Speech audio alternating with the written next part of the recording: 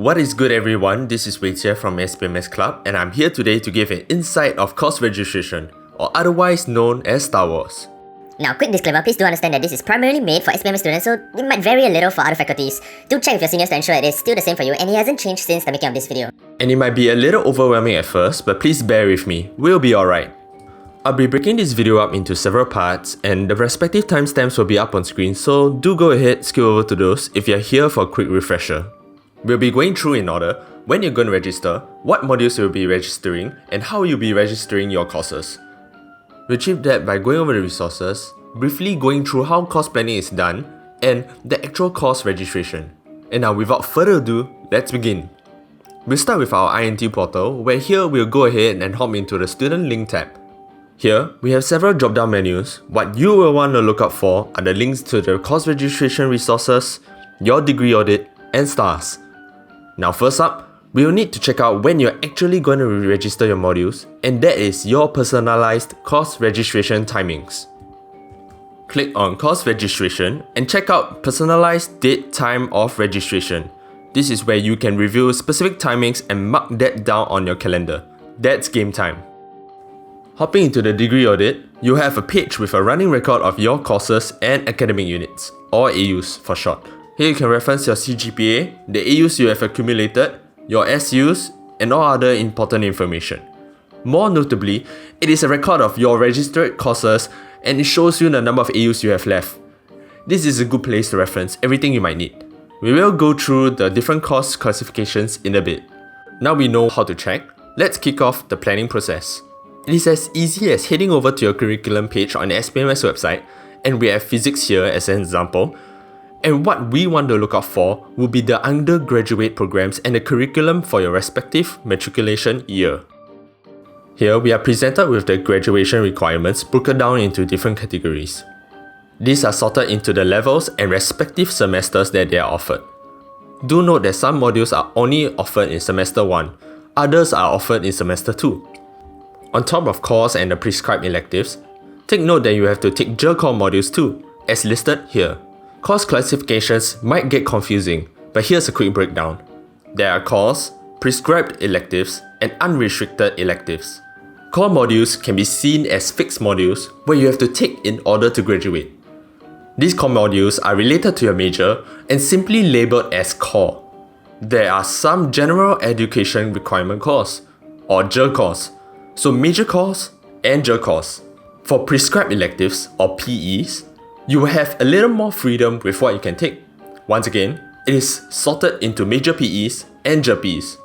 For major PEs, you can refer to the SPMS website for the available electives and the respective semesters. For JPs on the other hand, it requires a little more homework. Every student will have to complete modules from different categories of JPs. So these JP categories are Business and Management, BM, Science, Technology and Society, STS, Liberal Arts, LA, and NE. So in your time in NTU, you will have to achieve the required number of AUs from each category and then some from any. And finally, unrestricted electives. As the name suggests, you can take any elective module under a UE classification. Now one more thing to note is that minor programs will typically involve registering modules as unrestricted electives, so do go online to check. The question of exactly what modules will be enough for another discussion, because everyone will be taking different electives, different concentrations, and the best people to approach on this will be your seniors and academic mentors. Now relax, take your time, find out what works with you, and you'll be on your way. When picking out your courses, remember that some may have prerequisites like foundation modules, so do remember to check. And finally, the satisfactory/unsatisfactory option. What the SU option does is to allow students to take the module on an ungraded basis. Students can exercise this option during the examination period. Now please, remember that you cannot do this after the results has been released, and that there is also a limit to the number of AUs you can SU.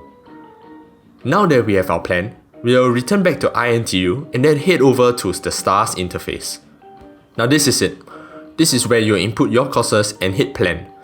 There will be a corresponding list of modules where you select your indexes. This is where you can find out the vacancies, waitlist, and the total number of slots. Once you have your plans saved, all that's left to do is to log in at the start of your personalized timing. Do note that the competition for some of the popular courses may be high, and a few seconds may make a difference. I'll go over the next part slowly, but realistically, you would want to do it as fast as possible. Remember, do not be late. Now in this page, you have the option to indicate if you like to take your electives as prescribed or unrestricted, and if so, the order you like to rank your choices. Once confirmed, go ahead, edit in, and that's it. Once that is done, we should see the modules reflected in the main page. Here, you could make some changes to your registered module. You could change the index, drop the course, reclassify it, or even swap indexes with another student. Below, you can generate a timetable based on your input and review the examination schedule. Now you may or may not get your courses, and it's really down to the luck of the draw. If you miss out, don't worry, you might get it during the add drop period, which is typically within the 2 weeks of the term. In that period, it really depends on whether students from a particular index decides to drop. That frees up a slot for you to take. If not, there's always next semester.